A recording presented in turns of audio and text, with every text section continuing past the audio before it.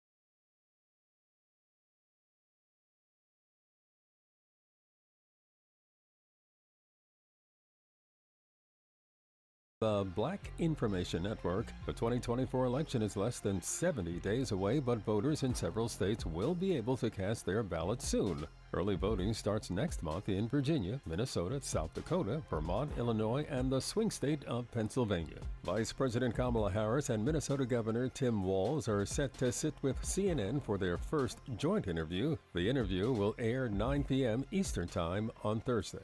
In California, a new report is detailing the rationale for paying reparations to Black Americans living in Los Angeles. The LA Civil and Human Rights and Equity Department and its Reparations Advisory Commission released the report Tuesday. It provides historical and contemporary context for the harm faced by LA's Black population. And that's the latest. I'm Mike Moore from your 24/7 news source, the Black Information Network, and BINnews.com.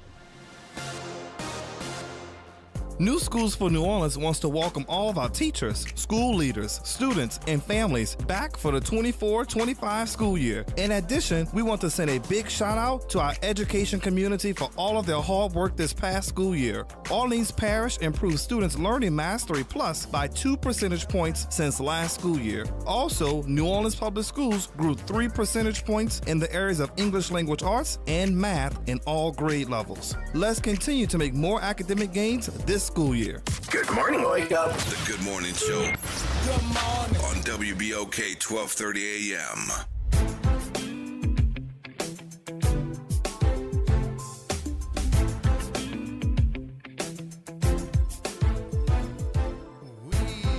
Yes, indeed. Happy Wednesday, everybody. 8:28, man. Wow. What a hump day, right, Naira? Man, it's hump day. We get over hump day, right? We roll right into Thursday. It's Wednesday. Yesterday was Tuesday. I still ain't figured out. Nobody still helped me figure out how it's Tuesday when it's the third day. So now even think about it. Sunday, Monday, Thursday, Wednesday, Thursday, Friday, Saturday. So why is it Sunday, Monday, Tuesday when it's the third day?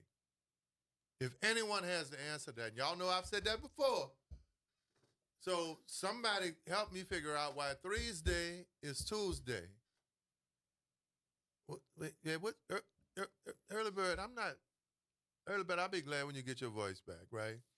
Yeah, I know you had a hot boy summer. I understand. But you got to get your voice back, Early Bird, all right?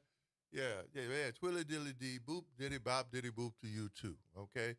Man, first of all, I don't know if y'all, now you watch the news, man, with the WWL TV and NOLA.com is calling Battle of the Airwaves, right? With Attorney Justice Smith with this interview he did on WWL Radio, defaming and mischaracterizing your station is Dr. Wyatt would say, your station, our station, right? WBOK, calling WBOK corrupt, complicit, and then the interview when businessman Troy Henry, man, I'm so proud of Troy Henry, Wendell Pierce, and Jeff Thomas, and the way they fought for their name, right? And to ask for an apology. Of course, didn't get an apology. It was a sideways thing. And then the guy threw me in the comment.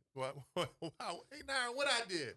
I don't bother nobody, man. I just come here, do this show, try to do my job, love my community, try to bring everybody together. But man, made it about me, which is unfortunate, man.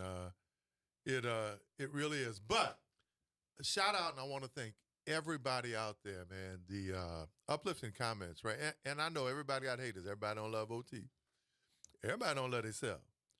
Yeah, I know a man who every time he see his image, he slap himself.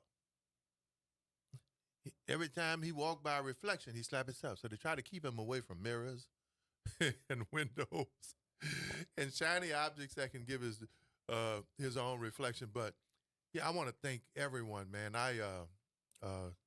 Businessman, I'll just say Lewis, his text early in the morning, Twig from the Magnolia, man, all of the folk, right? And y'all know I used to represent District B Uptown, man, and the love from up, man. Thank y'all so much for encouraging me. Of course, Dr. Wyatt yesterday, man, and I feel so much better today. And I tell everybody, man, you know, you don't have to know a person to pray for them. You don't have to know someone to reach out to them, to wish them well, to help them get through a time or a moment or an issue that affects their life. And Lord knows if anybody, Nyron was a product of that, it's me. I am the product of a whole lot of prayers and people who encourage and uplift me in spite of myself. Reverend McCaster, thank you so much for yesterday. It was so great to have a powerful educator and spiritual leader call and set the tone. And man, thank y'all. You know what? You can't worry about the haters. You can't worry about people who are angry. You can't worry about social media. You can't worry about what the press does. They're never going to be fair when it comes to our community. And major press is really just another division of social media now. It's 15 seconds, gossip and tea and whatever can grab the headlines. And I think that's what makes WBOK so unique. And isn't it interesting how someone would get mad, Nyron, because we lend a voice and time to everybody, right? Man, we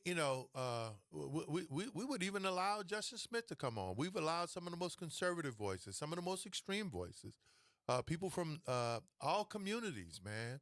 I think we were the first media outlet to allow the Palestinian groups to come on, Nyron, to talk about the fighting God. They came on the Good Morning Show. Folk didn't like it, but I thought it was important that we hear their voices, right? I thought it was important that there's always another side of a story, right? Thought it was important that they talk about their families and suffering and what they want for peace, right? And what they want for their homeland and where they live. And I think we were the first media outlet to do the African-American-Jewish relations here. You know, that series, we've had the Hispanic community on to talk about their place, the Garanagu community, the Black Hispanics who feel like they're not mentioned or noticed. So think about that, right? We've given up place and space. We've had conservative white voices on here. We even had Nyron Hillbilly Elegy and J.D. Vance. And we talked about that book, and we had a segment on this show some time ago. So how could somebody get mad at or upset? We have people, ex-offenders, folk who've paid their debt to society, man. We've had the first 72, right, in Vogue. And leaders like Norris Henderson and Bruce Riley and Reverend Smith. And we've had people, man, who fight for, some extreme positions, man. I'll never forget the show we had several years ago with the trans community, where they came on and talked about their situation. So how do you get mad at somebody that allows everybody a place in the space? You're not going to hear some of the people who come on this show on these other shows who don't talk about us. Why? Because their point of view is the only thing that's important. Line number one, Big Said, good morning. God bless you. Good morning, brother OT. Look, OT, first of all, it's guilt by association, right? Uh-huh. But look, the other thing about BOK, what about all the free advertisement y'all give away? Y'all let people come on and advertise, and then they don't even come back. Because Lord. A week or so after y'all had the pizza guy with the whatever was on, about one day this week, they was on television. But you know what, though? That's really kind of foul, Said, and because we've had promoters, business people who come on here, launch their product, launch their business, talk about it, right? And then they will go to other stations and other media outlets and advertise. And in many cases, this is African American businessmen and women, but from all parts of the community. And you're absolutely correct.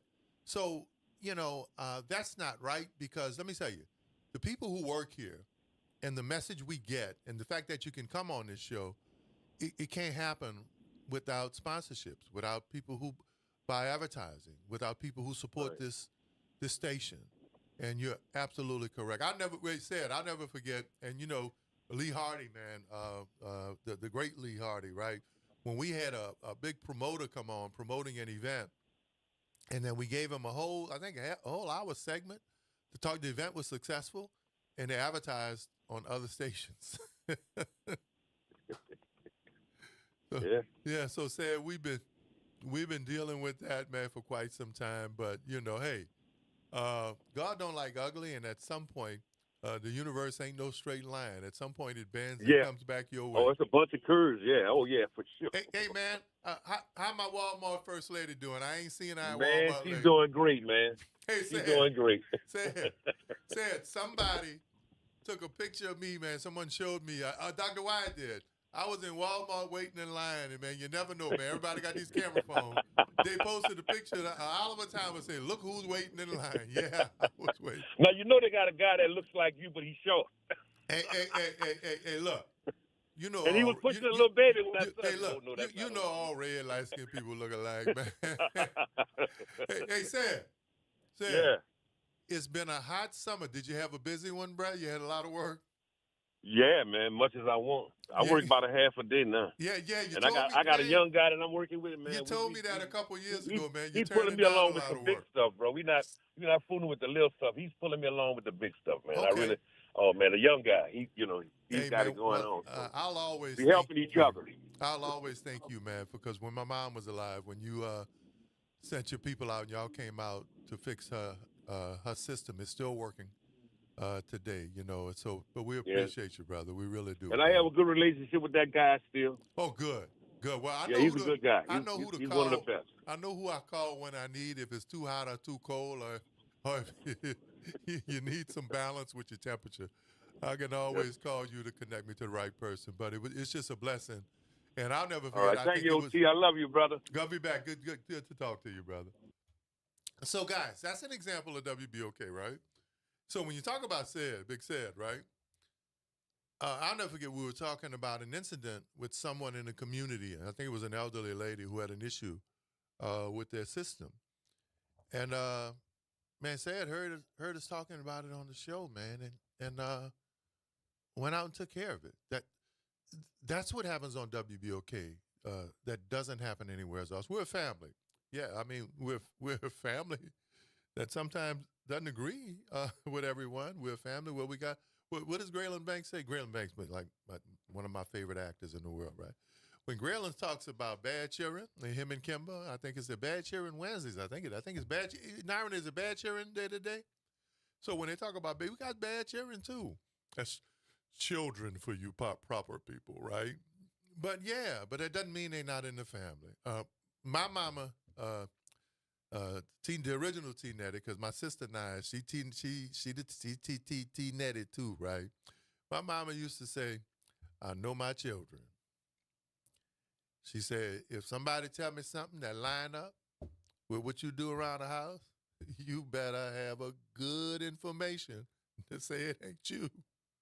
Because if we walk like you and talk like you and duck and cluck like you, and I know it's what you do, even around here, you gotta have a good, gotta have a good explanation, no doubt about it, guys. Well, look, thank y'all on behalf of myself, Dr. Wyatt, Equity Media and WBOK. Thank y'all for the support.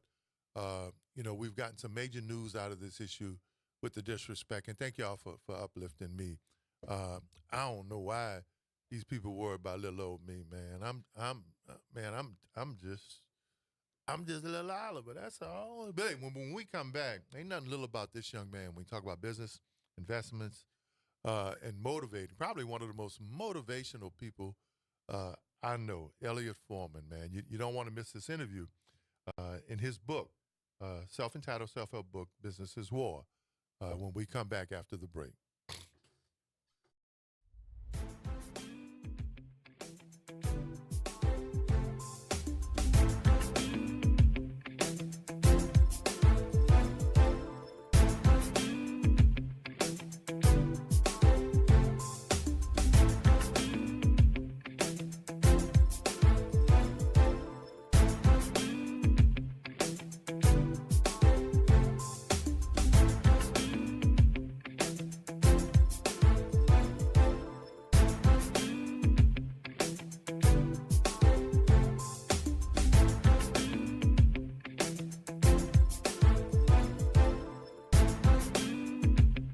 Late nights are made for chillin', and you can do just that every Sunday night at 10 p.m. as DJ Wick brings you The Love Zone. It's the perfect way to top off your weekend with your favorite old and new school ballads. So sit back, relax, and let DJ Wick take you to the Love Zone on WBOK 12:30 a.m. and on the World Wide Web at WBOK1230.com. New Orleans, this is Jamar McNeely, Chief Executive Officer in Spinola Charter Schools. I'm excited to invite you to an incredible event you don't want to miss. The NOLA Love, Inspiration, Advocacy Rally featuring legendary Bishop T.D. Jakes. Join us on September 6th at 10 a.m. at Xavier's Convocation Center as we come together to uplift our community, inspire change, and advocate for the future of our youth. This is your chance to be a part of something truly powerful. RSVP now at inspirenolaschools.org. We'll see you there.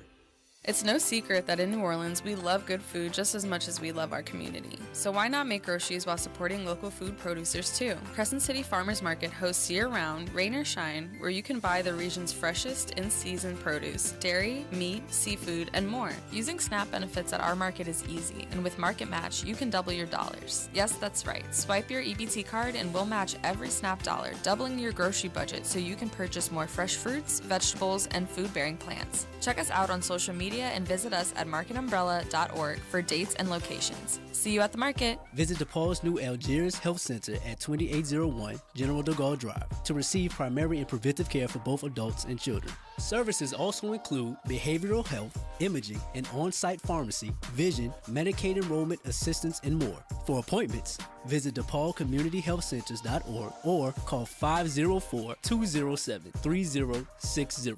Greetings, WBOK family. This is Jason Clark, host of United Way and You. Be sure to tune in next Thursday at 12 p.m. when we'll be speaking with Melanie Richardson, co-founder and executive director of Training Grounds, a United Way funded partner. The topic will be the We Play, We Connect Family Resource Hub. Please tune in if you're able. Until then, we only have one life to live, so live united. Making a difference in the community. WBOK 1230 AM. Good morning, Wake Up. The Good Morning Show. Good morning. On WBOK 1230 AM.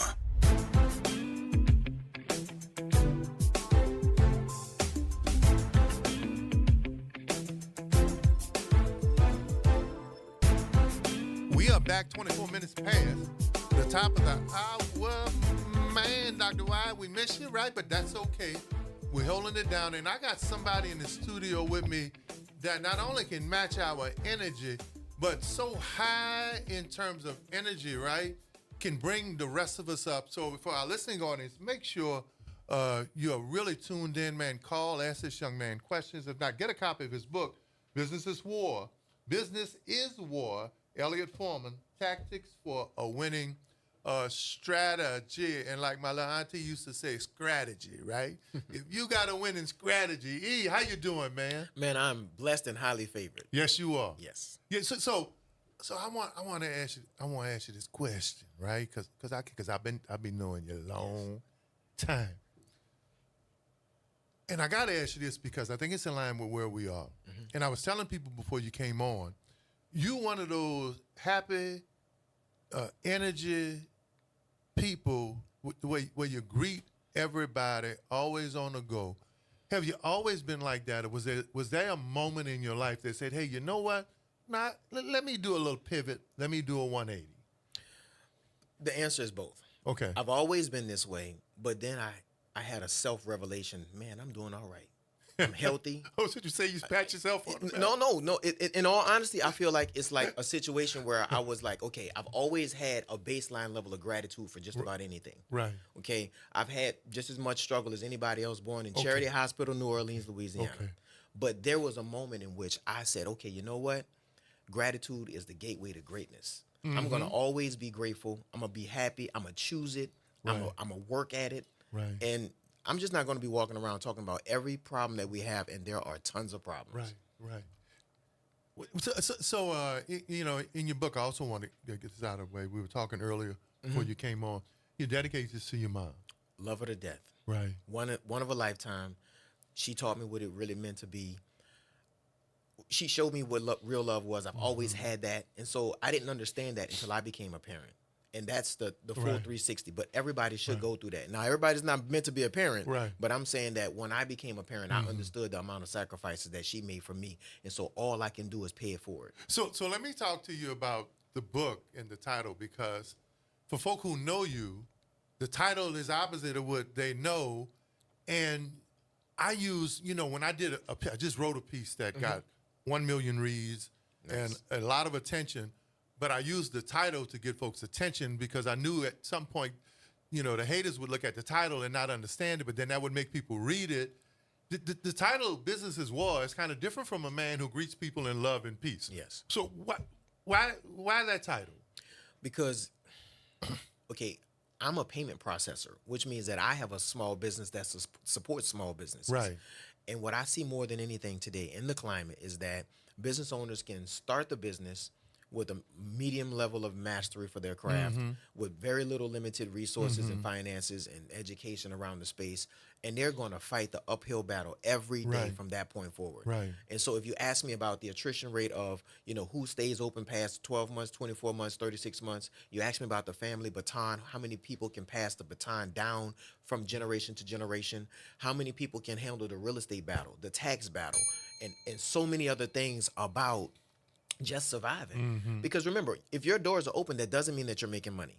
Okay, as I like to coin the phrase, the meter is always running. Somebody's always got their hand out. There's always a bill due. There's always somebody who's coming after your business because they're in competition with your Right. business indirectly or directly. There are so many things that a small business owner has to deal with. So the people know you understand your success, and they know what you've done behind the scenes. And though you've been a gregarious, outgoing personality in terms of uplifting people, you've been pretty private about what people know actually what you do and how you do it. Yeah. So what inspired you to say, hey, you know what? I'm at a point in my life now where I can share my success with others. Michael Jordan said, in order for you to be philanthropic, you must first be a little selfish. And so I've done okay. My family's in a good shape. I'm in a good space, like I said, emotionally, mentally, and financially. Right. And so now I'm like, okay, let me use the platform that I've taken for granted. Let me use my voice to try to help as many as I can. And so recently I just opened up a very nice restaurant in Slidell. Right. You should know this lady's story. I'm not going to name drop her, but you should know her story. Right. And this story is one that I've come across a lot. A single mom perhaps, Right. doing the carpool and still trying to make the ends meet and still trying to live her dream and start a business. So, I want to say that because I know your associations. I'm not going to name people unless you want to. But you've taken some of the most unlikely people, all right? Cast away, cast out. Yes. People who've been through the system. Yes. People who don't see, they didn't seem initially what people see them as now. That's right. Were you attracted to that kind of individual? So and what allowed you to see winners, and in many cases what society saw was losers? Well, let's be honest. The world will typecast you. They will pigeonhole you, and they won't let you get past what it is that they remember of you. So, like when you're a kid, you couldn't dance or sew, but guess what? As an adult, you might have made the 360, right? And so, for me, if everybody were afforded equal resources, we would still have the same outcome that we have today. Okay? And so, for me, if I had the opportunity to meet someone, to Right. genuinely connect with them, and we were going to be able to do something in business, make some money, share the revenues, and do some things, I might be willing to invest in that. Right. But business is war. So Yeah. so the happy guy says business is war. Explain that part, the title, and what Elliot Foreman mean. Okay, let me tell you something. Business is war. I tell people there is a formula to be successful when you're opening a business. And remember, if you see a local business, you should celebrate them because trust me, if we waited on the government to cut our grass and our hair, if we waited on the government to fix and do things that they're supposed Pick to do. up the trash in front of our door. Listen, that's all private enterprise. Right. That's all free enterprise. That's Right. all small Right. businesses that are working in a communal effect, right?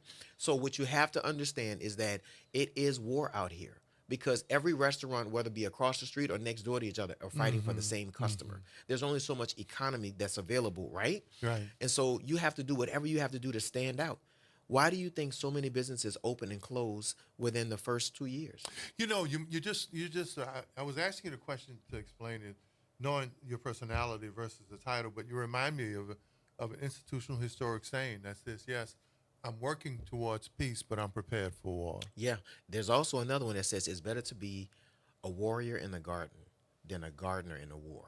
Okay.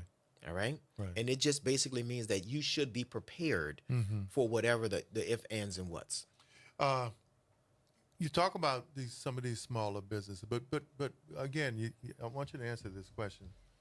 What attracts you? What is it that attracts you to that person with the struggle? Because I know some very successful millionaires. Yeah.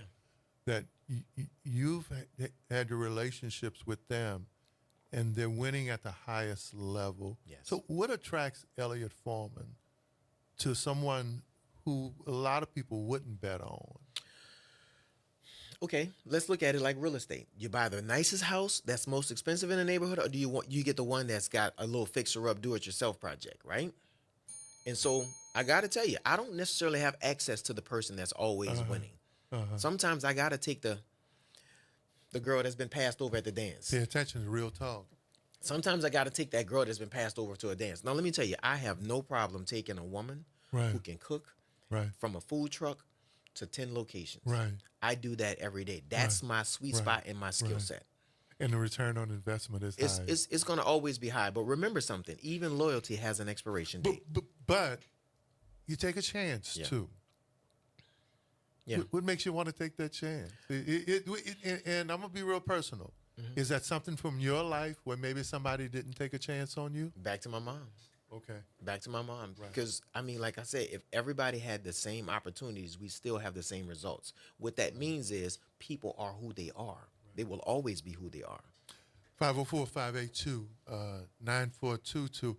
I am so proud to see a young man who, folk know him in his personality, but he's been mostly private about what he does, finally being in a place, in a space where God has gifted him not only to share his personality and his attitude, but his strategies. A key lesson from the book that, because you make business seem so elementary, right? But it can be complicated because there are a lot of things that are involved.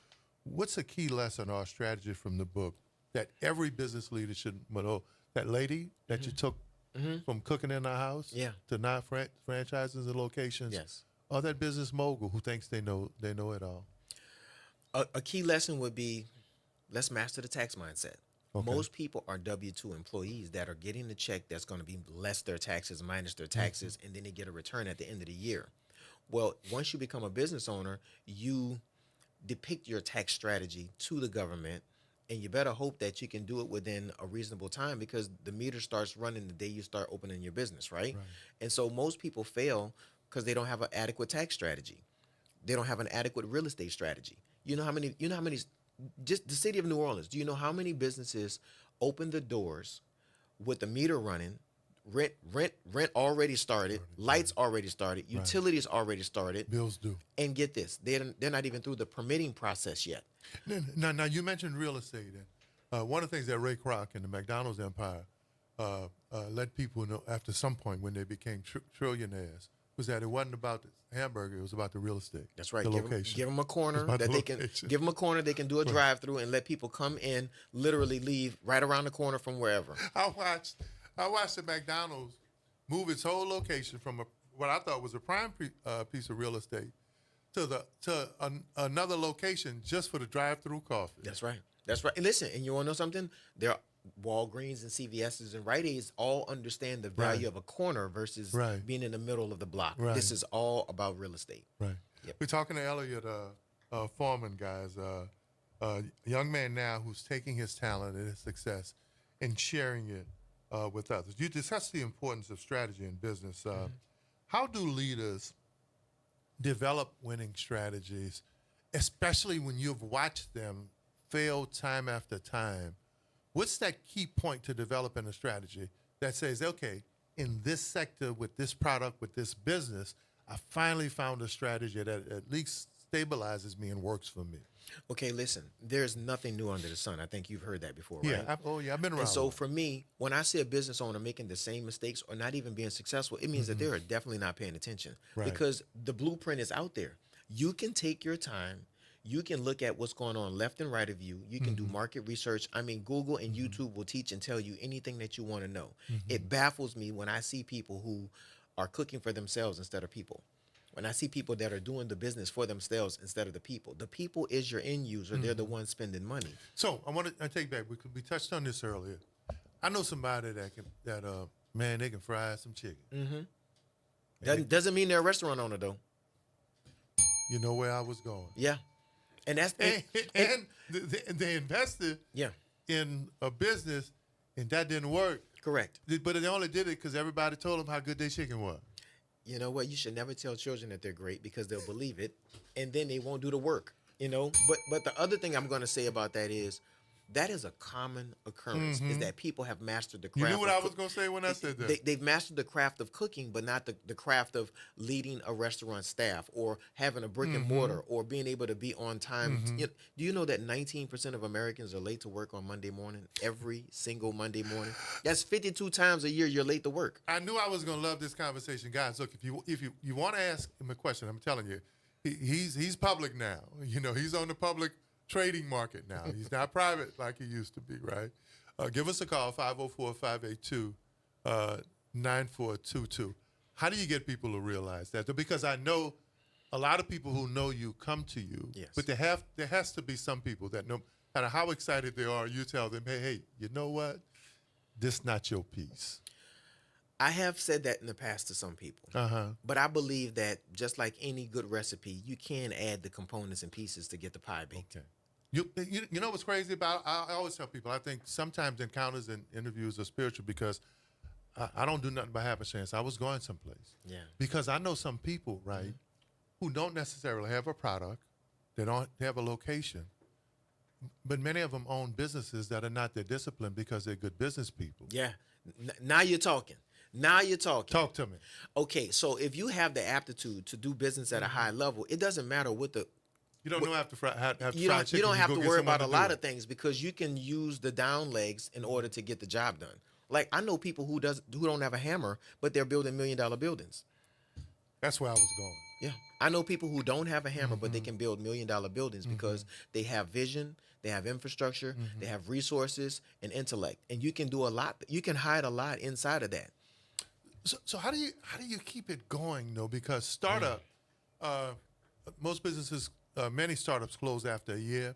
And, you know, I always tell folk when we speak to women's groups, when we celebrate Black Girl Magic, and there's the statistics where Black women are leading the nation in terms of startup business. Yes, they are. But they're not telling the other side that after 6 months they're not stay up because they don't have access to resources. So Black women are leading in terms of startup, but 6 months later, not stay up. So explain that piece. Let me give you something to think about. When COVID happened, every business went online, but very few stayed. Right. Because now you've saturated the market with every www.business address that you could possibly imagine. Right. They weren't selling anything. The fraud was there. I mean, people just weren't ready for it. There's only one Amazon. It is what it is. But as far as the staying power necessary to survive, it's on the individual. There's always that one founder that has the commitment to stick it out, to stay it, to transition the business through the decades. It takes that person. And if you're not that person, and if you want to go on vacation, you're not a business owner. If you think that you can leave your job at 5 o'clock and go home and be with your family, then you're not an entrepreneur, and that's not the journey for you. Right. Okay, if you're going to be a business owner, you can leave at 5 o'clock, but you better have adequate staff, and you got to realize your productivity probably drops off. Stay there for me, Elliot. The best leaders have the best people around them. Yeah, and I got to tell you something. It's not easy because one of the chapters is people will do what people do. Yeah, absolutely. That's one of my sayings. Human resources is so complicated. Right. You can overpay and get under results. Right. You can underpay and get maximum results. It's just no fine tune to play people. So where are we today? Because we talk about this too. I talk about it whenever I'm out there giving speeches or talking to folk about our environment. Right. It is very hard to get people.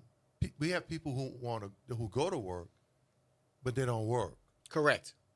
That's a common thing. So let me ask you a question: If you had a Fortune 500 beautiful company that did something great, would you park it in New Orleans?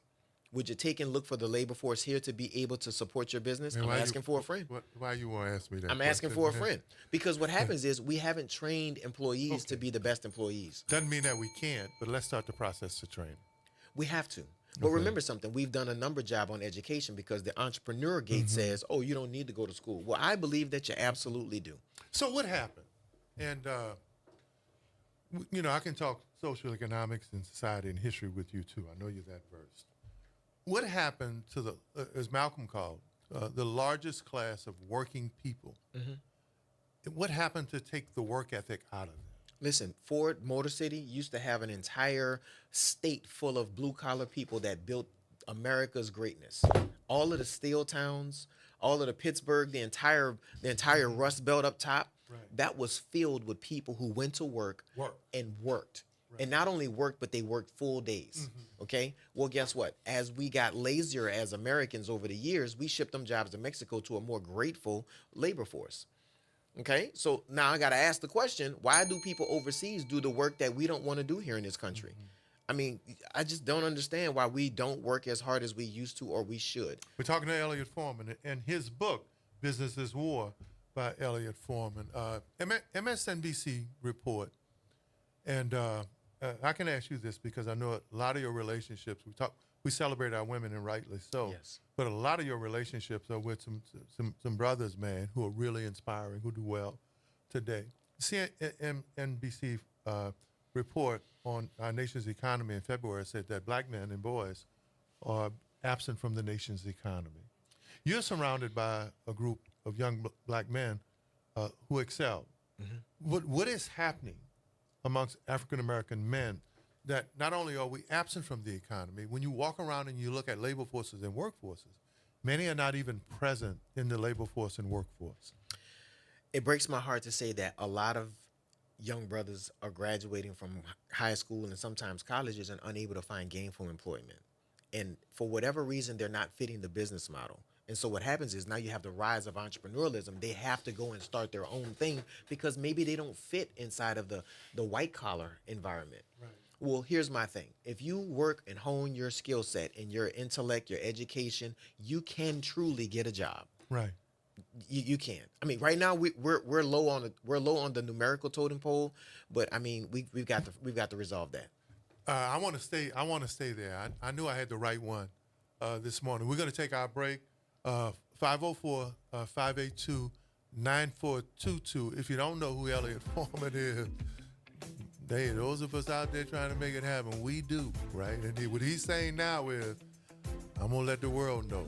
Take advantage of this. 504-582-9422. We'll be back after the break. Whose station, Elliot? It's our station, man. Yes, it is. It's our station.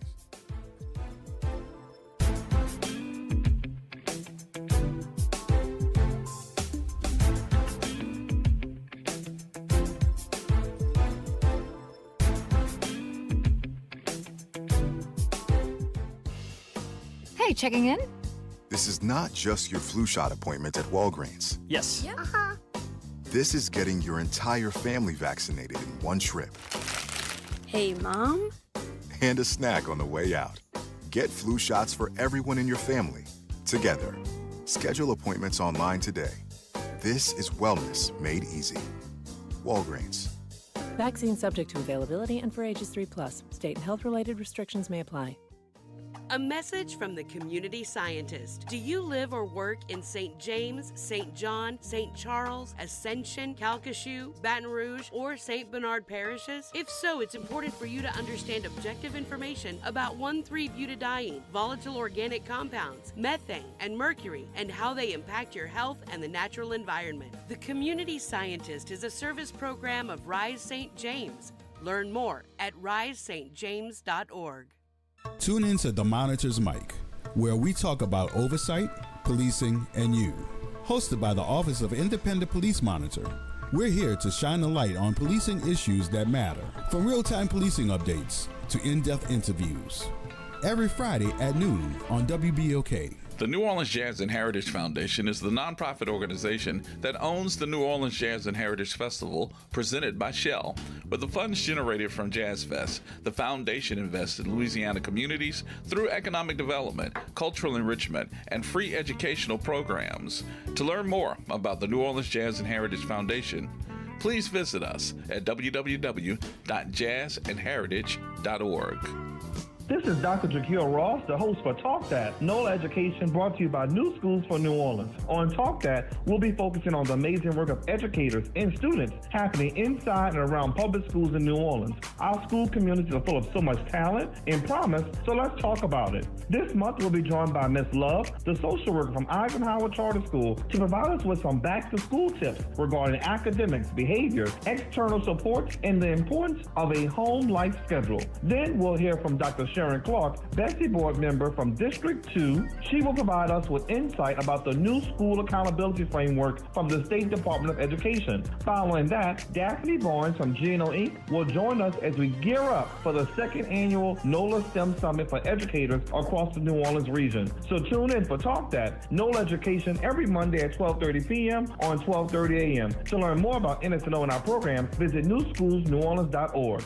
Good Wednesday morning. I'm Deja Brown with WDSU News, and here's a look at your traffic. Some good news as you're heading out the door. That earlier crash, Highway 23 northbound over in Plaquemines Parish near the Naval Base has cleared and not seeing any residual delays on the approach. Also, an earlier crash, Crowder Boulevard northbound at the I-10 service road is also cleared. Side out to the downtown area is a 48-minute ride. If you're traveling from the West Bank, Lafayette to the I-10 merge is clocking in at 16 minutes. And Kenner to downtown is a 23-minute ride. Thankfully, not seeing any restrictions or advisories on the causeway. I-55 is moving up to speed in both directions and no delays along I-12. Just seeing a very heavy flow of traffic on your approach from the Claiborne Flyover over to the Crescent City connection. That's a look at your traffic on WBOK 1230 a.m. Good morning, Wake Up. The Good Morning Show. Good morning. On WBOK 1230 a.m.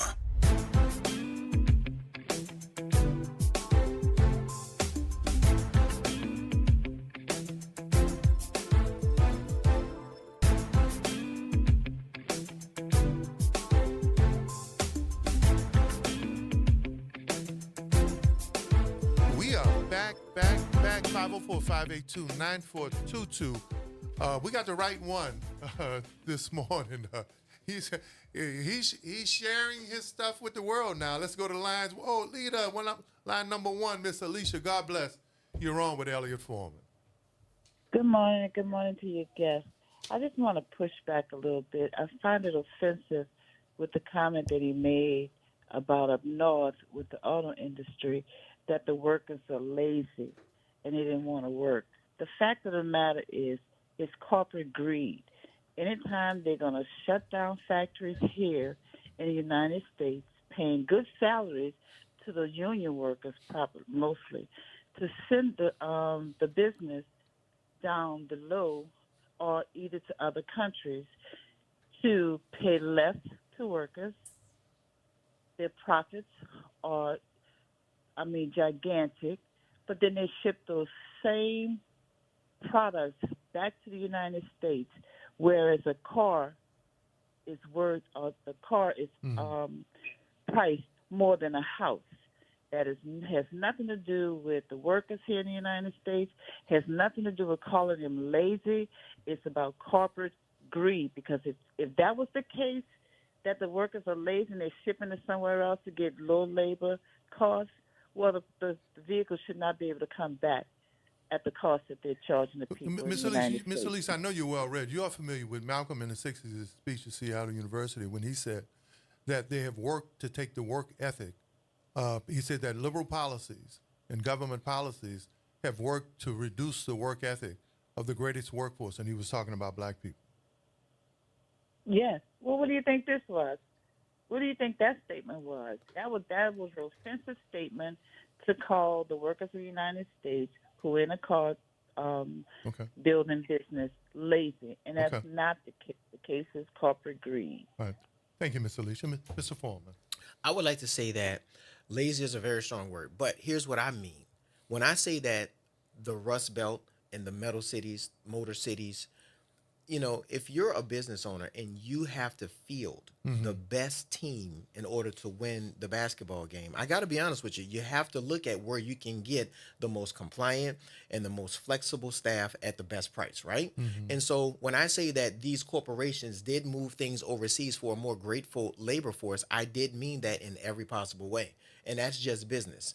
Now, as far as, is it the right thing to do? Maybe not so. But is it the right thing to do for the business? Maybe it is so. That's just a matter of judgment. But for me, I see every day business owners that put their blood, sweat, and tears into businesses, and they're not able to get the return on the human capital. And that's just what it is. So what changes that? You mentioned vocational training and training. Are we not? So let's give some credence to Mr. Alicia's comment. Is that the workforce's problem, especially, or is it the problem of the society and corporate greed? Because we don't have workforce development like we used to anymore. We don't have skills training anymore. We don't have those model cities programs, right? We don't have vocational training even in schools anymore. No, we don't. No, we don't. I got a college degree, but me and my brother finished putting the roof on my mother's house too. Correct. So, bingo. The answer is I believe that there's some value systems, some American value systems that are causing some problems today. And I don't want to just sound like I'm, anti-American, because I'm absolutely not. Right. I believe that because I'm not going to go start a business overseas or anything like that. But I believe that if you just look at the labor force, I hear the struggles of small business owners all the time. We can't get to work on time. Right. Okay. One of the reasons corporations pull out of cities is because the infrastructure of the city won't allow you to make it to work on time. Do you know in New York, 24 million people make it to work on time every day through the mass transit? Yeah. Okay, but not here in New Orleans. Let's go to the lines right now. 504-582-9422. Elliot Foreman in his book, Business is War. Uptown B. Good morning, B. How you doing, brother? Bless you. You're on with Elliot Good morning, gentlemen. Good morning, gentlemen. I appreciate your guest and his expertise.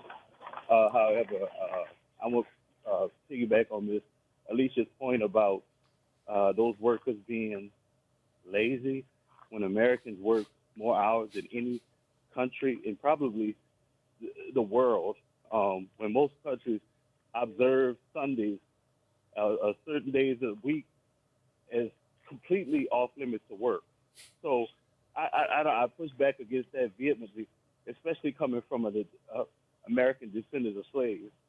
Secondly, I think that are there still ethics in business? Because it seems like most business people can divorce themselves from ethical behavior and ethical practices. And it seems to be a practice that's going down not only in the higher corporate areas, but down into the mom and pop. Thank you. Thank you, B. Have a great day, man, and happy hump day to you. So I think you said maybe that was a harsh choice, use of words for lazy. Yeah. So let's talk about corporate responsibility and societal responsibility for developing the workforce, appreciating the workforce, and investing in it. Let me ask you a question. Is it the job's job? Is it the corporation's job to prepare you, or is it our system's job to prepare you? Now, I believe that if I were given a bright-eyed, bushy-tailed person that was, fresh out of a college institution or a high school situation, that I have a responsibility to them to cultivate them into the culture of the company, as well as to train them to make sure that they're in line with the vision of the organization. Right. Because remember, we are in a position of power by being able to say that we do cut the check, right? But at the same time, you got to meet the person where they are. And so I say that, if you look at the graduation rates, and I say this because I want everybody to try it. You don't have to take my word for it. Right. Go try it. Open your doors and try to get your business off the ground with what's available to you. And you'll immediately have a different taste in your mouth about whether or not you're going to try to, work with people. Listen, do you know how frustrating it is when you open your doors and your employees are late to work or they got family issues? Now, let's talk about that. Americans work the most in the entire world. Okay, we also have the most in the entire world. Okay, that's number one. Number two, I think the most important thing about the work schedule is, do you know why Henry Ford started giving Sundays and Saturdays off? It's because his employees weren't buying cars. And they were like, well, they work every day. Do you know in other countries like China and Japan, they work every single day because what does that mean to be off? What are you going to do? You know, I mean, and to be honest with you, the reason we have more crime is because we have more time off. And so I'm just telling you that, you know, if you're looking at the numbers,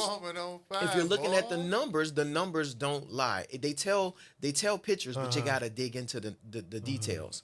And so, you know, if like, again, I strongly recommend, if you don't believe me, don't take my word. Go open a business and put a help wanted sign up and see who's going to show up. If you go into the French Quarters, there is a drug culture. There's a drinking culture. There are so many things that you have to deal with, and you want to trust these people with your food and the money and the health of your business. Do you know who's the number one employer of Asian people? Who? Asian people. Okay? Right. So when you walk into those restaurants, you're looking at the fact that their family is there, and I don't think they're paying taxes on their family stuff. I'm just, you know, just throwing it out there. Right. If you look at the Hispanics, go to any of the restaurants on the West Bank. Right. They're the number one employer of their own kind. Okay, but who employs us? 504-582-9422. Book Business is War, where he challenges our thoughts. He challenges our values. We're going to go to break. And when we come back, I'd like a real world example, right? Something that you highlight in the book that people can go to, none other than Elliot Foreman. Hey, mister, get up. Wide awake in the morning. Guys, y'all want to be part of this conversation. I want to thank our callers, man. I love our listening audience. 504-582-9422, WBOK 1230 AM. Whose station? It's our station, y'all.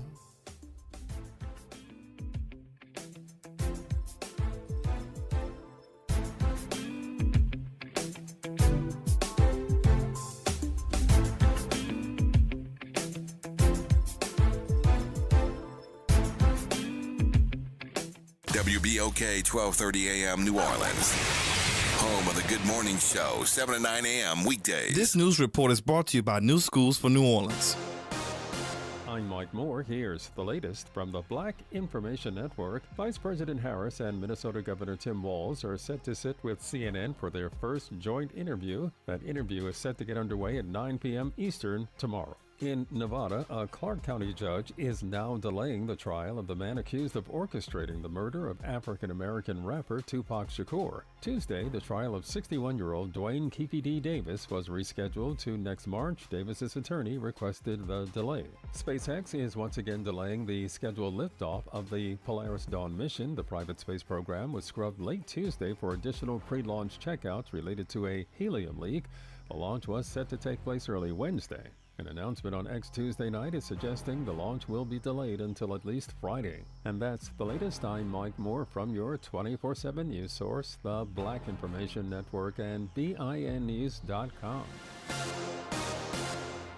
New Schools for New Orleans wants to welcome all of our teachers, school leaders, students, and families back for the 24-25 school year. In addition, we want to send a big shout out to our education community for all of their hard work this past school year. Orleans Parish improved students' learning mastery plus by 2 percentage points since last school year. Also, New Orleans Public Schools grew 3 percentage points in the areas of English language arts and math in all grade levels. Let's continue to make more academic gains this school year. Good morning, wake up. The Good Morning Show. Good morning. On WBOK 1230 AM.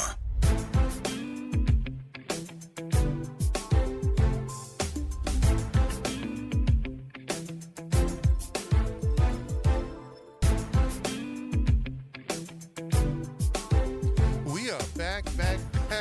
We fired up in the studio, fired up in the listening audience. Business is War.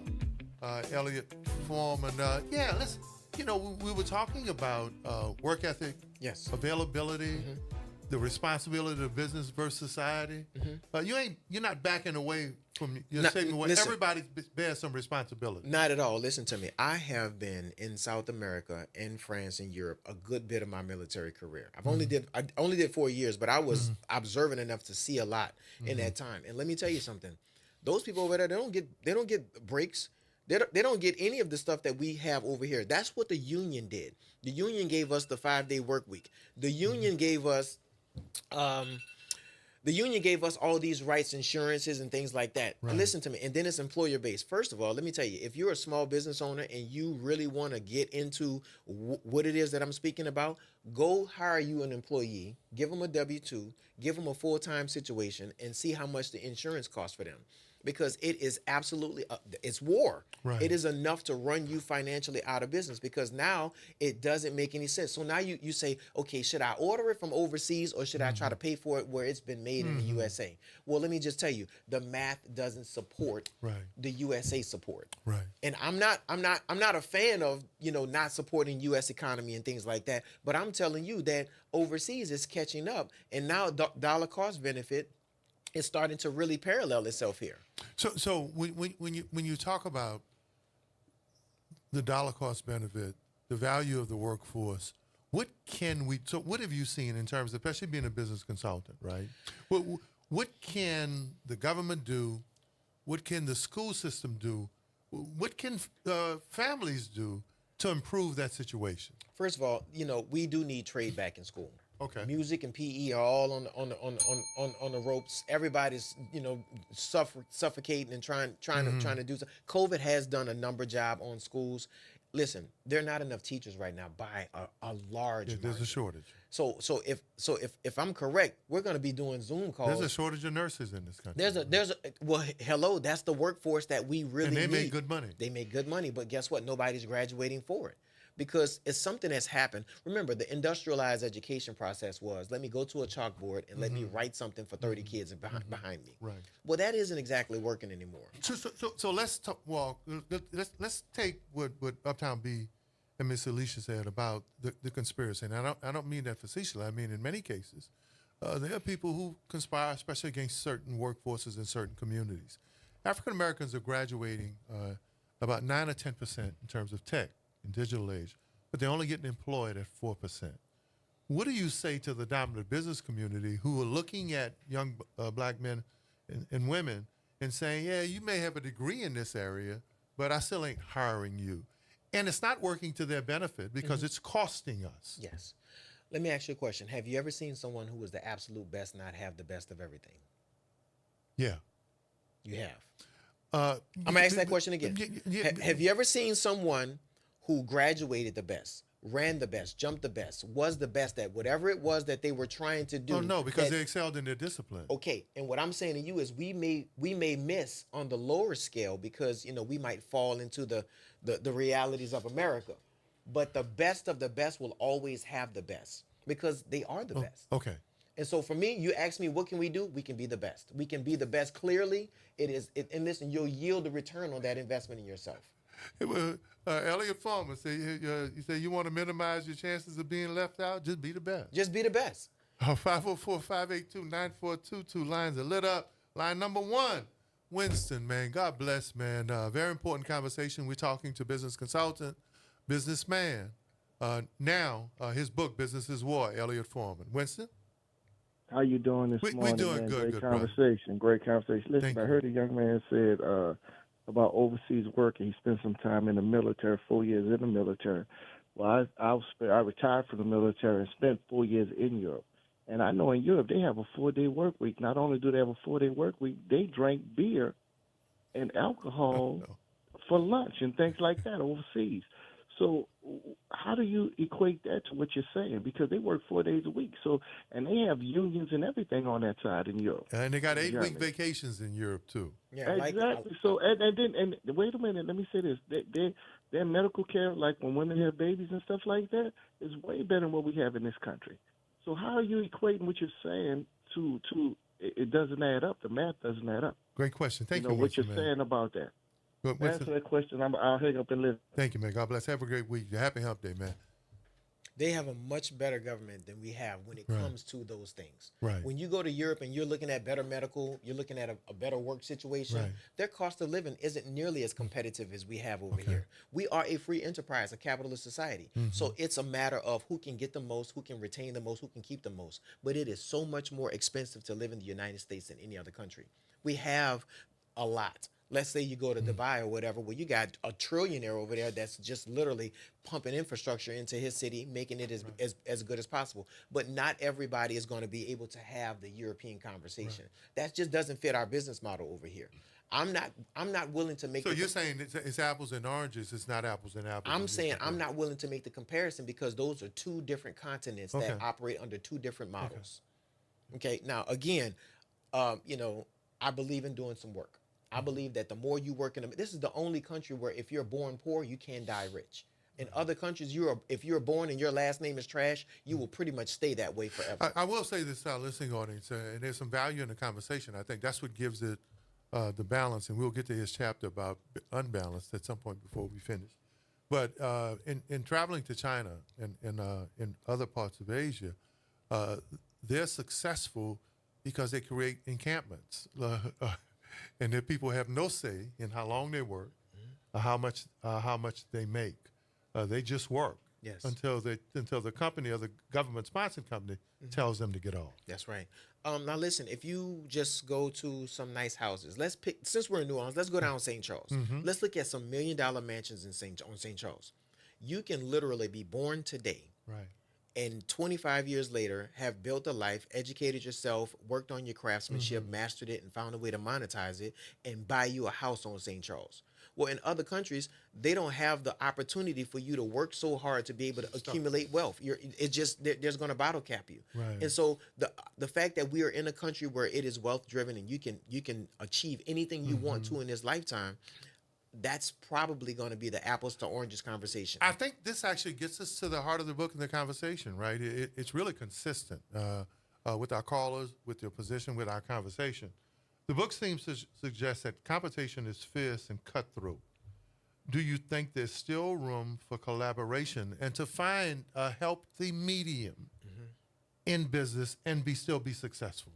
Let me tell you, at the bottom there's competition, at the top there's collaboration.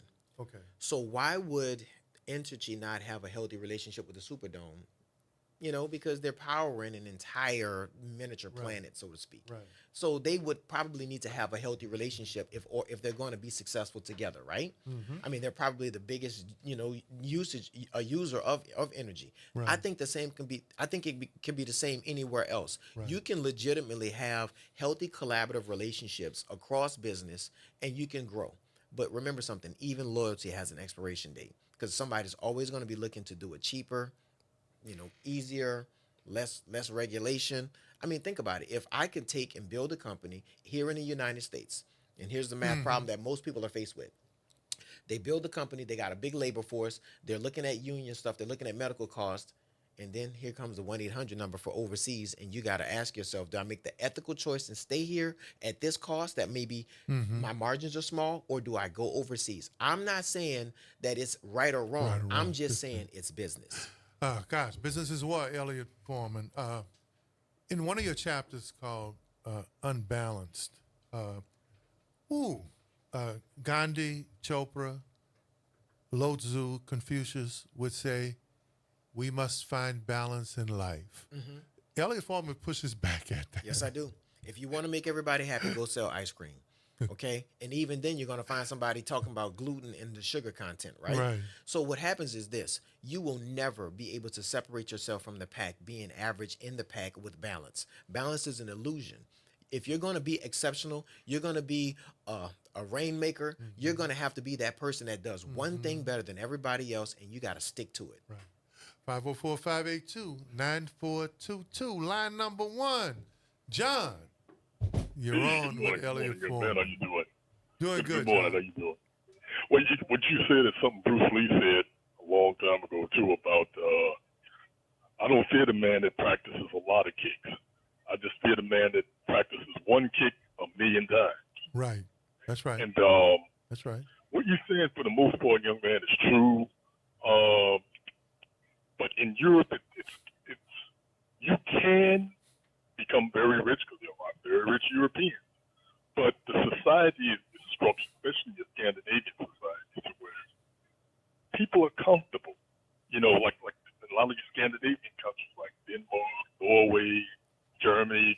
Well, they're Nordic peoples.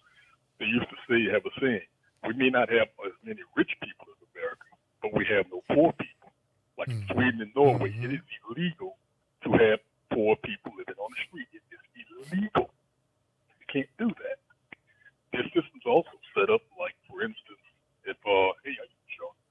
If, like I said, a man has a child, both the man and the woman gets, like, almost a year off. Or if you lose your job, the government will pay you whatever your salary was until they help you find another. Because, and I understand the reason why a lot of Europe is like that. This is a continent that went through 2 world wars within 20 years of each other, World War I and World War II. And they saw their continent completely destroyed. And after that, a lot of Europeans, look, we can't have this anymore. All this nationalism, even though it's coming back. But say we can't have this anymore. We got to make sure that people have a means to live with dignity. That's why Hitler was able to, recruit so many young men. They needed someone to blame. They put them in a nice shiny suit, put them in a nice, all right, John. Tiger tank, and so please get them do what you want. But hey, Big O, did you get a chance to check that out? Yeah, I actually did. We'll talk about it later on. Okay, all right, thank you. Appreciate you. Balance isn't. Sometimes you got to be unbalanced to balance to be successful in business and life. It's the one thing that you can't control. Mm-hmm. You may not be able to control how tall you are, how fast you are, or even how smart you are. But through a lack of balance, you can bridge the gap between you and the greatest. And there is a mark for the greatest. I mean, just look at what we just saw in the Olympics. The Olympics showed you that superior talent and hard work can yield you a gold medal, perhaps, right? Right. Well, you want a gold medal at living your life. Most people can't wake up every day and get out the bed with some sense of responsibility for themselves. So when he makes the conversation about Europe, listen, why are people jumping through hoops and swimming and illegally immigrating into this country? It's because this is still the land of the free, the home of the brave, the greatest country in the world. And by greatest, I only mean with the greatest amount of opportunity. Because remember, you can come out of prison after 20 years and still go crush it in this world. I want to go back to, first of all, thank you for this conversation. I mean, the conversation is important, but also what you're trying to do in promoting black business and establishing black business is important, because this is an entrepreneur's world right now if you're willing to do the things. Collaboration is something that you mentioned that's important. Why is it so difficult in the African American business community, where we see many successful black women and men own businesses, but I don't see them collaborating on business interests the way we do other parts of the community? How do we get to that so that the people who are successful and the people who have money, and I've been in a room with several of them, and they're good over here and they're good over here, but they don't do anything together. Let me give you my small purview.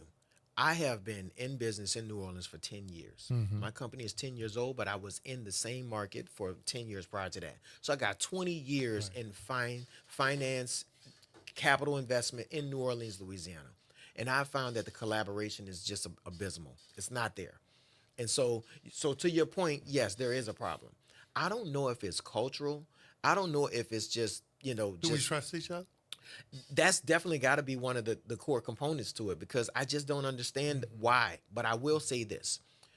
The more I grow, the more I am looking to collaborate, the more I'm looking for partnerships, the more I'm welcoming those opportunities. If you got a talent and we can monetize it and do it over and over again, rinse and repeat, make some money, then you can holler at your boy.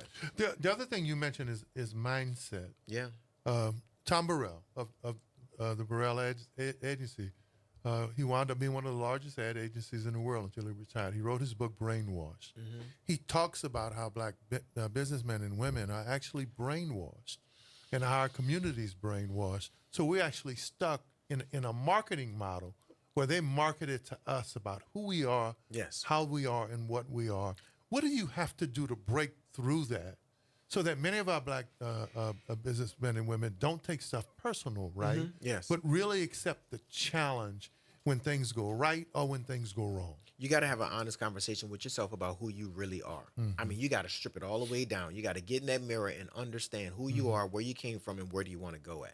And if you can do that, which is something that we don't oftentimes do, we never have self-reflection. And it's something that I'm striving to do Is one more of the keys to success not moving beyond the market, but moving beyond yourself? I think they go hand in hand in tandem. Okay. They go in tandem. Think about this. The average person doesn't have an identifying conversation with themselves. They don't Right. really know what their income is. They don't really know what their social set is. They don't know those things. And I think that we should do that. If we're going to survive and thrive in this culture, we're going to have some real heart-to-heart conversations with ourselves. The finances are important. The location is important. The product is important. But at the end of the day, a winning strategy is important. We got 4 minutes left. What are some of those keys to developing a winning strategy? I believe that you have to be a student of the game. There is nothing that you can do that's going to change everything in one stop. You're going to have to do a million little things that are going to add up. They call it death by 1,000 cuts. Right. Okay, so you can chop the tree forever, and then the last chop is where it's the straw that breaks the camel's back. Number one, understand money, master it. It's a tool. Okay. I want to stop you there because one of the wealthiest African Americans in this community, he told me one time. He said, I love you. He's like my godfather. He said, but you ain't never gonna have a lot of money. He said, because you like people. Yeah. He says, I got a lot of money because I like money. Yeah. And he said that every dollar he spends or invests, he's got an understanding of how much of it's gonna come back to him. Yeah, that's the ROI. See, the dollar is considered because it's part of what it's you're your saying. soldier. Every dollar should be spent on going work for you and coming back. If it doesn't matter if that dollar is 10 cents or he didn't use a credit card for lunch or dinner. He says, because when I come home, it's gone. Yeah. Well, I mean, everybody should have a strategy, and that's a part of being unbalanced. So I'm willing to be unbalanced when it comes to finances because I got to be honest with you. I don't want to be poor. Right. I don't want to be uneducated or incapable. Right. So what am I going to do? I'm willing to be the guy that's going to the extremes to try to be successful. Right. So money is a tool you must master. Number two, if you're going to be a leader, you're going to have to understand the people dynamic because people will do what they do. Right. Okay. Number three, people do people stuff. That's that. Yeah, they be peopling. Right. And number three, I think you should have a healthy tax strategy because if you're going to make some money, you're going to have to figure out a way to circulate that throughout the economy. Right. Number four, I think that you should master the real estate game. Not everybody's ready for the brick and mortar. Some people can make a decent living cooking out of their house before they go to a food truck, before they eventually end up into a brick and mortar with an address. There are so many things you can do to help your business, and most importantly, you got to help yourself. So, see, I want you to drill down on that because I think that's one of the most important ingredients. That's self-awareness, right? A realization. We talked about looking in the mirror before you look through the window. Yeah. Taking a look at yourself. Really tell inspiring business, because everybody thinks they're a businessman or woman. That's today. right. We talked about that off air. Tell folk about their position in their success or their failure. I believe that we are the number one drivers of our wins and our losses. And it is so important that you understand how to just live better. We're talking about, we don't normally as Americans tell ourselves no. We want something to eat, drive through the drive-through. Right. We want something to drink it. Doesn't matter. Now, is no important to success? Yes, it is. That is the most powerful word in success. Telling people no and telling yourself no. Most powerful word in success. You must say no because every day somebody calls me and asks me for money, and I say, okay, well, why should I give it to you? In 30 seconds, I know some people who are close to me who they change their business model or their idea or their effort every month. So to me, they're not giving themselves a chance to be successful at anything because they're always switching. What do you say to that individual? Consistency wins war, and persistence does absolutely wonderful things. However, you must learn to pivot when it's necessary. Elliot Foreman, how can people get a copy of the book, Business? You can go to Amazon and you can get it. You can do whatever you got to do. I'm here, and I'm here to support you. So just give me a holler. So what's next, man? With breaking news right here on the Good Morning Show. What's next is I'm going to be more aggressive about helping and doing as much as I possibly can. Right. I've been playing possum for a long time, but guess what? I'm out here now. At a point in life where you're going to start sharing and helping other people? Yes, sir. Elliot Foreman, no doubt about it. Look forward for you to come back for the next book and the next chapter. Absolutely. God bless you, young man. What a great opportunity. When we come back, guys, we're going to talk to attorney Michael Hall about the law. The law and a whole lot of other stuff on WBOK 1230 AM. Whose station? It's our station.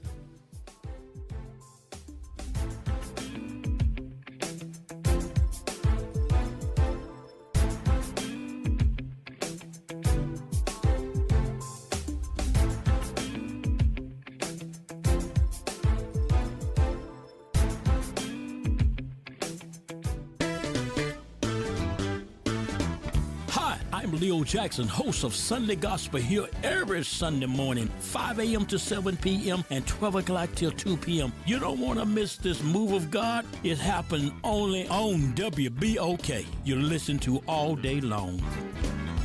Good morning and happy Wednesday. I'm Morgan Lentis with WDSU News, and here's what's making headlines this morning. It is a familiar frustration in New Orleans East. Residents there are still under a boil water advisory following a massive water main break yesterday. It happened on Morrison Road, but the advisory affects customers across the east, including Lakefront Airport and Oak Island neighborhood. Right now, there is no word on when the water will be safe to use again.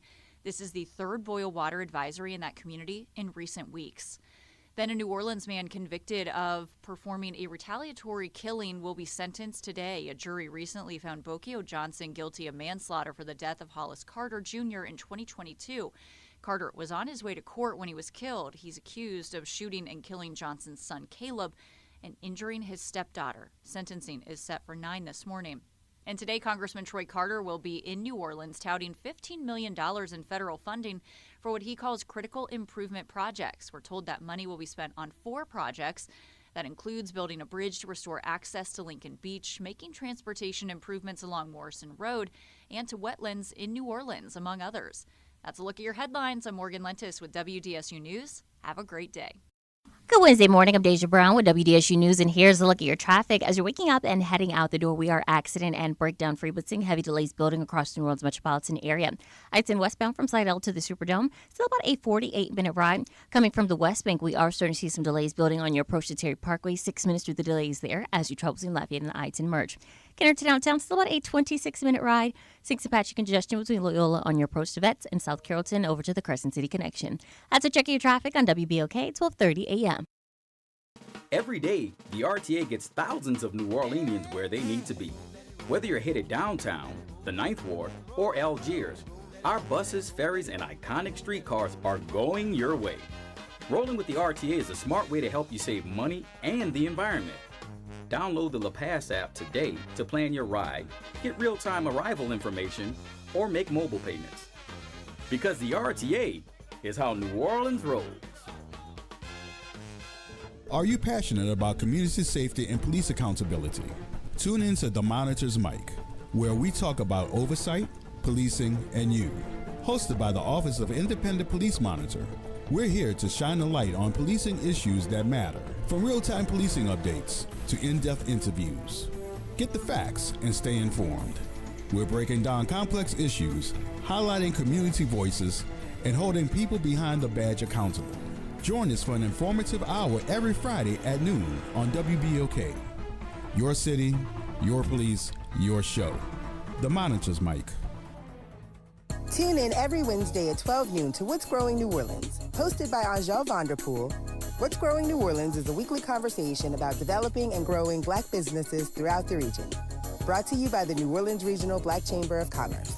Visit DePaul's new Algiers Health Center at 2801 General de Gaulle Drive to receive primary and preventive care for both adults and children. Services also include behavioral health, imaging, and on-site pharmacy, vision, Medicaid enrollment assistance, and more. For appointments, visit DePaulCommunityHealthCenters.org or call 504-207-3060.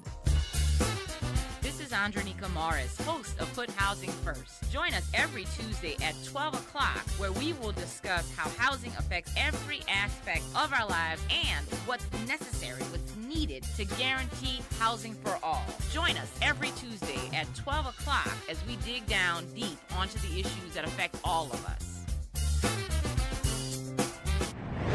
Making a difference in the community. WBOK 1230 AM. Good morning, Wake Up. The Good Morning Show. Good morning. On WBOK 1230 AM.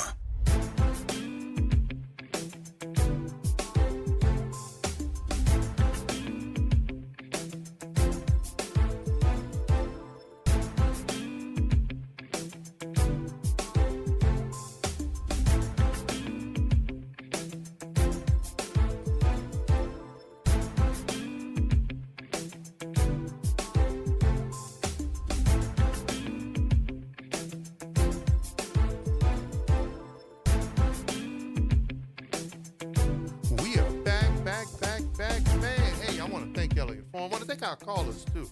Man, it's always good when you can have some healthy pushback and conversation. He talked about business is war and what we need to do in terms of producing as a workforce. But for those callers who said, hey, hold on a second now, the corporations and educators need to do a better job at preparing our workforce. So I think it's all goes hands in hand. But when you talk about that, who better to talk about the law than Michael Hall, attorney at law? Representative Hall, you're no stranger to the Good Morning Show, man, and thank you for your relationship with Equity Media and WBOK. Welcome back. Thank you, sir. Thank you for having me. Thank you for having me. So how you doing, though, man? I am great, man. I have no complaints. Right. Thank you for having me. I'm happy to be here with you, man. It's always a pleasure to see you, man. It is always good to be around some folk who don't have any complaints. So what was it at what point in life did you say, hey, you know what? I don't want to be a doctor. I don't want to be an engineer. I don't want to be an astronaut. I want to be a lawyer. You hit the nail on the head. It was my freshman year in college when I figured out right. I can't do math. I can't do all that calculus and all of that stuff. I know how to read and write. But I know the words. Yeah, I know how to read and write, baby. So I switched. I was a...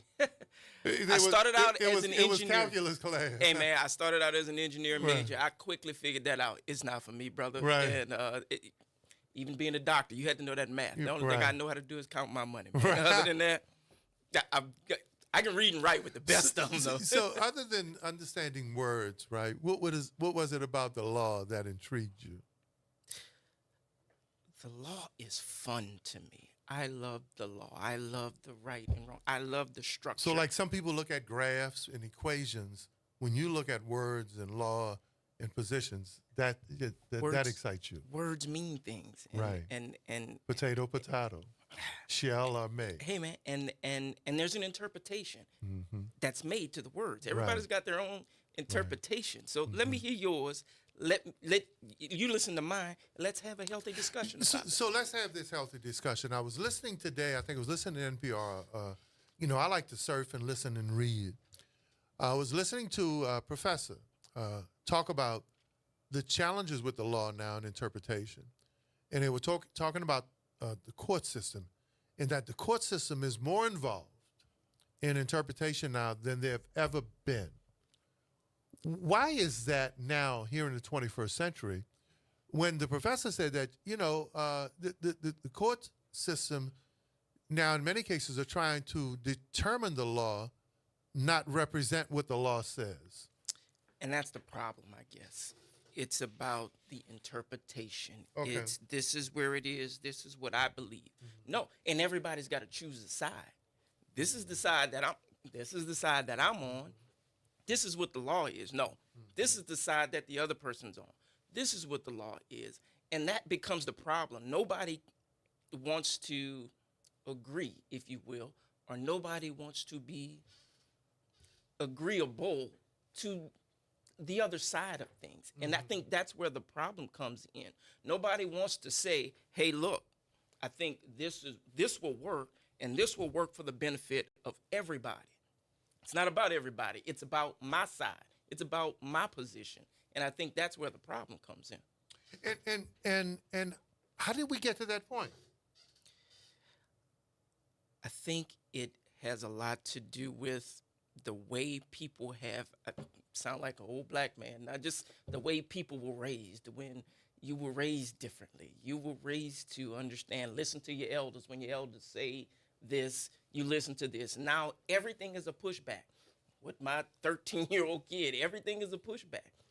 It's not, hey, dad said this. It's the why question that everybody gets. It's the why, or why must I do that? Right. And that's where it comes in. I think it's a good thing, but sometimes it's not such a good thing. Sometimes it's just, look, because this is the thing that makes sense. Stop pushing back. What does the law mean to you? What role should the law play? And when you talk about the delineation between the advocacy versus the courts. Advocacy versus the court. That's it. That's an interesting point. So I'm a family court lawyer, so I'm in family court every day. I'm leaving there and going now. And there is a thing, as I tell people, my job is to advocate for you and to argue your point. However, at the end of the day, my job is also to kind of coming back to the common sense of it all. Right. Let's think common sense. What would this? I don't want to just fight your point. I'm gonna do that, but listen to me. If we do that, here's the fallout that comes with that that nobody really wants, but emotions are involved. Again, coming back, how we get to these points. Everybody's got a side. I want what I want. Attorney Hall, we just did a segment on the law and families, and I think it was with Miss Moore, a social scientist. I forgot who the person we interviewed with, but there's this thing now interpreting how family court works in custody battles, in that in many cases family court was not helping with family unification or the best interests of the child. But we see there's an effort now to make sure that family court, you can be unified without being together, especially in the best interests of the child. How have you seen the evolution of family court from what it was to that conversation of trying to be something that means more about unification to help the kids who are ultimately affected? So that's a great point. And it kind of starts from time has changed. It used to be that when we were growing up, dad went to work, mom was at home with the child. So if the family broke up, naturally children are going to go with mom. There's no longer a maternal preference. Now, favored in the law is what's called joint, shared, equal custody to both sides. That's got to be the starting point. Because guess what? Dads are as equally involved in the kids' lives as mothers are. And that's what's got to happen. And that's what the court is doing now. So that's where the benefit and that's where the change has come. Because everybody's starting to see now, guess what? Fathers want to be involved. So let them be involved. And when they are involved, the families, even though, as you said, we together, but we're not together, it's better. I'm going to ask you a poignant question, especially because I know that's what you do. The court system now is heavily female. Some says, in terms of family unification, especially given the experts who are here, say that it's anti-family. Is that because we don't have enough diverse interests? Is there a different interpretation from the law versus male versus female sometimes? I'm not trying to get you in trouble. No. Talk show. We talk I understand. About stuff. I understand, and it's a great question. It's the question that I get a lot, and it's so. I represent a lot of men, just like I represent a lot of men. However, when I have the man that comes to me, his statement generally is always, Mike, I hate going in there because I got my ex-wife or the mother of my kid on one side. Her lawyer's a female. The judge is a female. It's just me, and sometimes I have a female lawyer. I have no shot. I just don't have a shot in hell, Mike. And I'm like, that's not necessarily true. It's not true, but that's the mindset, which is what I'm saying. And it's not true because the law is the law. The law is the law. And the judge that's sitting up there, male or female, in family court now it's all females, but so she has to follow the law. But to your point, diversity in the court system is important and it is needed. Well, I'm sure you have to be happy to see that now. There are advocates now who are saying that when you talk about custody battles, the rights of the kids now, people are starting to think about that and its effect on the children just because of what happens in family court. Yes, and a lot of times, I hate to say it, but in family court cases, emotion is high. So when you get to it, a lot of times, again, it's not necessarily about the kid. It becomes my emotion and my need to win. And as the lawyer, my job is to pull you back and say, hey, man, hey, lady, calm down. Attorney Michael Hall, another major issue in our community is succession and probate. So many families have lost, property, have missed out on generational wealth, have had issues because of succession and probate. How do we get that, issue settled in our community so that families can begin to move forward around assets and building on those assets? We got to understand what that means, just what you're saying. You know, after Katrina, the biggest problem that you had was families couldn't get the information and the money that they needed from the insurance company because, well, grandmother died, but everybody just remained in the house and never did the succession. So you don't own it. And you know, as I explain to people, your deceased person, the dead person still owns the house, and they dead. And they've owned it for the last 20 years because you've done nothing about it. You're not paying the taxes. You have that, you know, your grandmother probably had that lower tax rate because of her age. Probably didn't have a big tax bill where you're just in the house, you're doing nothing. You're not paying a tax bill and you're losing that property at a tax sale because you chose not to pay the taxes. And that's the problem. So we just got to educate yourself and understand when the person dies, a succession has to be done. Also, the other problem you get is people believe that when you do the will, it's done at that point. There is a second step after you do the will. And yes, everyone should do a will, in my opinion. So that's, you know, that's the problem we've got to look at. That's where you got to go. It's just educating the people and letting them know where you have to go.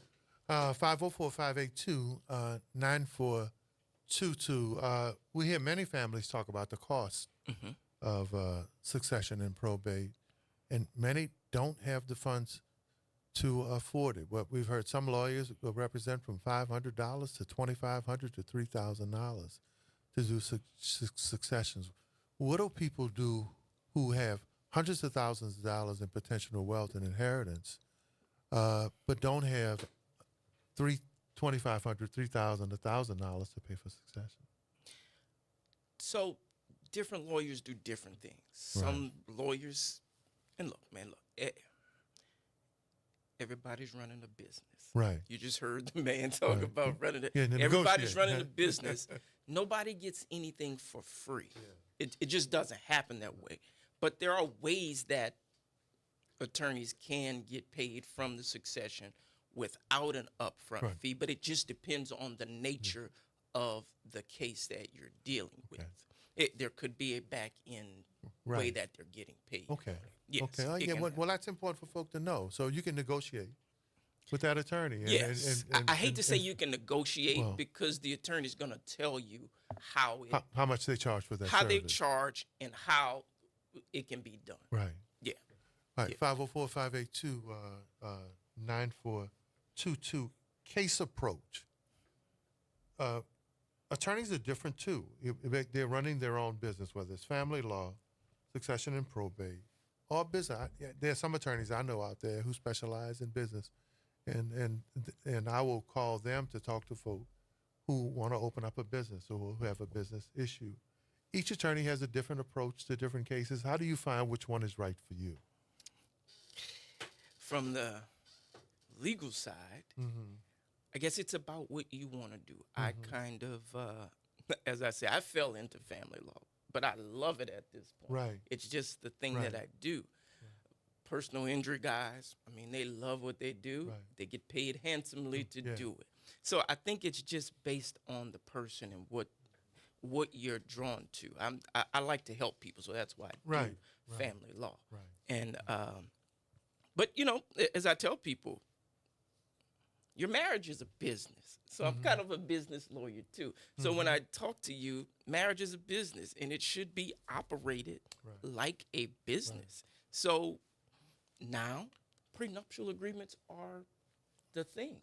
Because marriage is a business. So when you go into your partnership, as he was talking about, write your prenup out. You need to come sit down and let's talk about that type of stuff. It's everything to me. I look at it as a business deal. You advise people to have prenups? Or Absolutely. It's just been Absolutely. Now, yes. These days. Here you go. And because marriages don't last past I do. It's not. But look, it's not that. So. Well, Attorney Michael Halls here. Have your prenup at the altar. You can sign the marriage license you got it before, and the prenup. Yeah, look, it's a business. Case in point. Before you get married, you have, and this is men and women, you have things he or she doesn't. Right.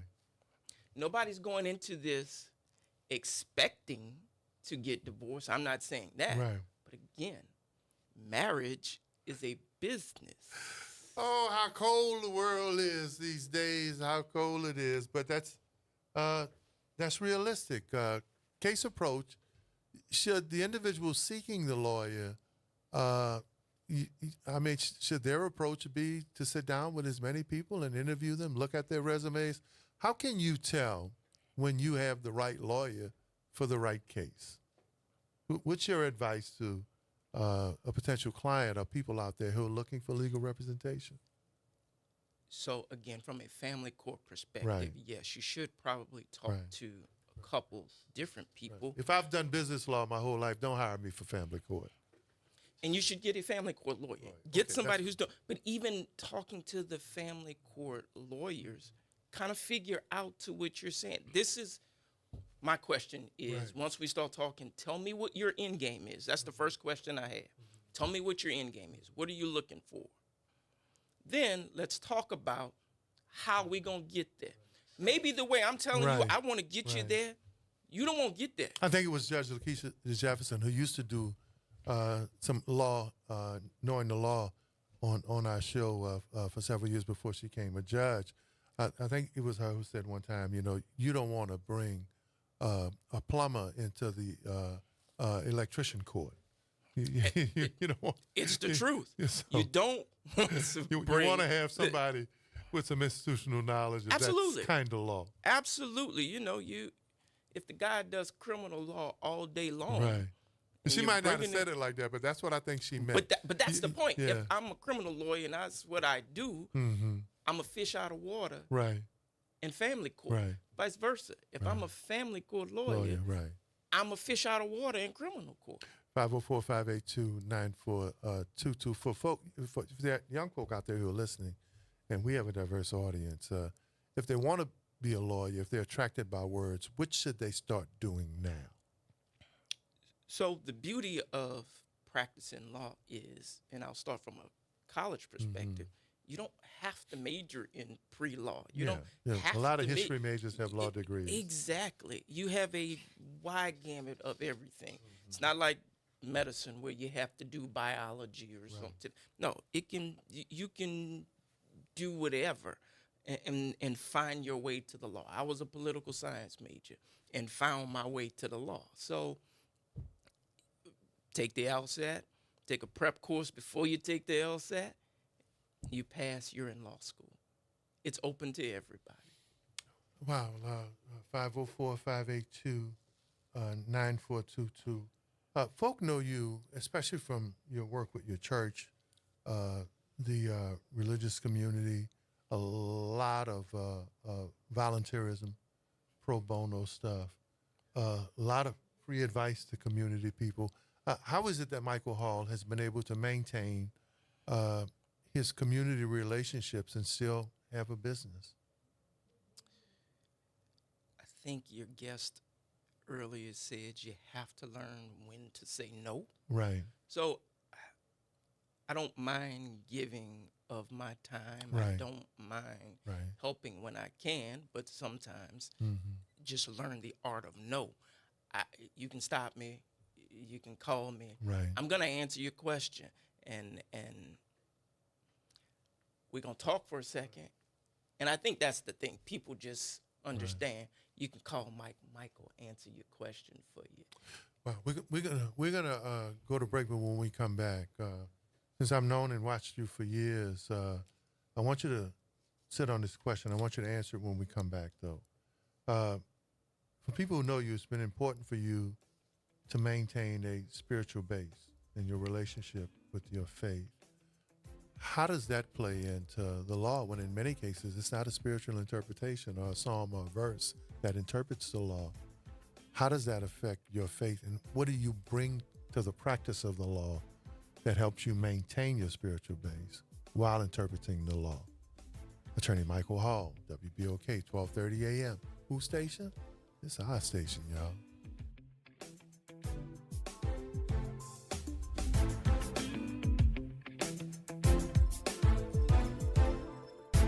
This is your news update for WBOK 1230 AM from WDSU.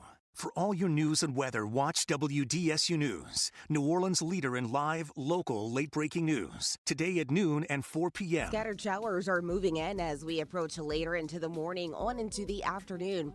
Better chances for rain for today. We're also going to see highs into the upper 80s and the lower 90s. More chances for rain as we enter into our Thursday, also for Friday as well. Temperatures, though, staying into those upper 80s and lower 90s for the rest of the week on into the weekend.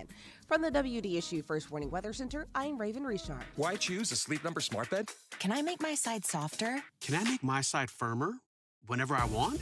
Can we sleep cooler? Sleep Number does that. Cools up to 8 times faster and lets you choose your ideal comfort on either side. 94% of Sleep Number smart sleepers report better sleep.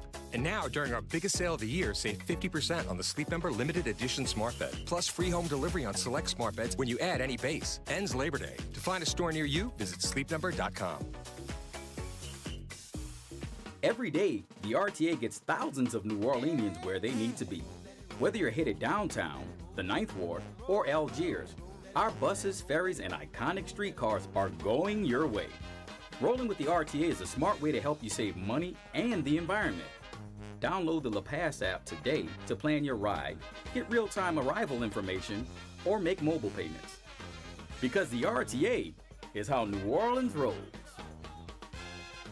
The New Orleans Jazz and Heritage Foundation is the nonprofit organization that owns the New Orleans Jazz and Heritage Festival presented by Shell. With the funds generated from Jazz Fest, the foundation invests in Louisiana companies through economic development, cultural enrichment, and free educational programs.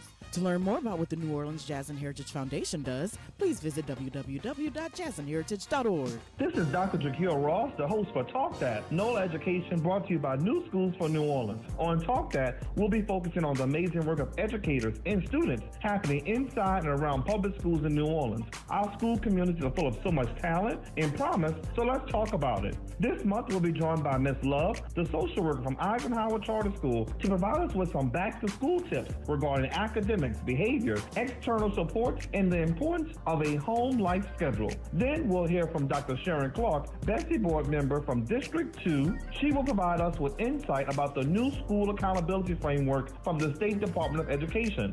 Following that, Daphne Barnes from Geno Inc. will join us as we gear up for the second annual NOLA STEM Summit for educators across the New Orleans region. So tune in for Talk That, NOLA Education, every Monday at 12:30 p.m. on 12:30 a.m. To learn more about NSNO and our program, visit newschoolsneworleans.org. Hello, WBOK listening audience. This is Pastor Robert Tanner of the Community Church of River Ridge, Louisiana, inviting you to tune in to our Sunday morning broadcast at 10 a.m. every Sunday morning right here on WBOK 1230 a.m. That's Community Church with Pastor Robert Tanner every Sunday at 10 a.m. right here on WBOK 1230. Good morning, wake up. The Good Morning Show. Good morning. On WBOK 1230 a.m.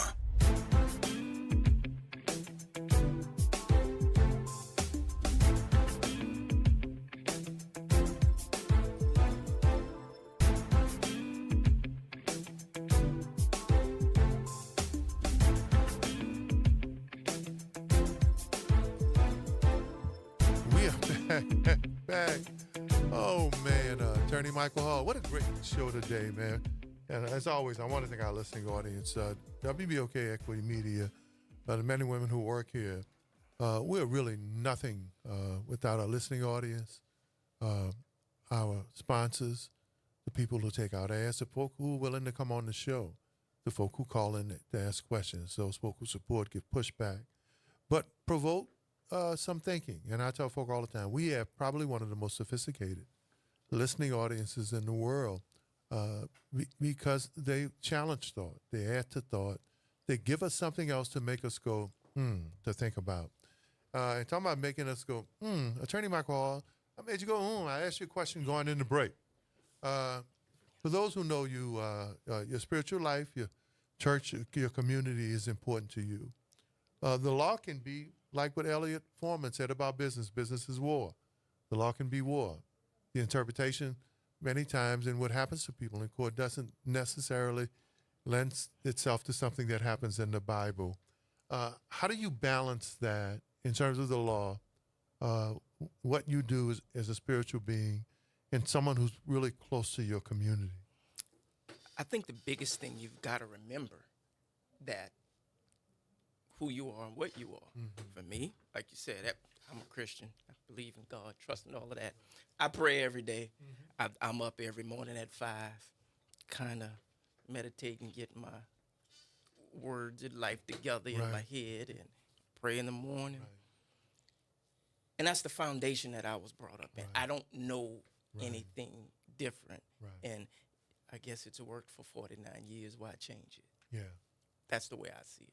Yeah, you know, successful people also have people in their life that they can talk to. And we know, we have a common denominator of someone that we know, that I know plays an important role. I tell folk, the late Ken Carter, first African-American assessor, prominent lawyer, was one of those people I could talk to.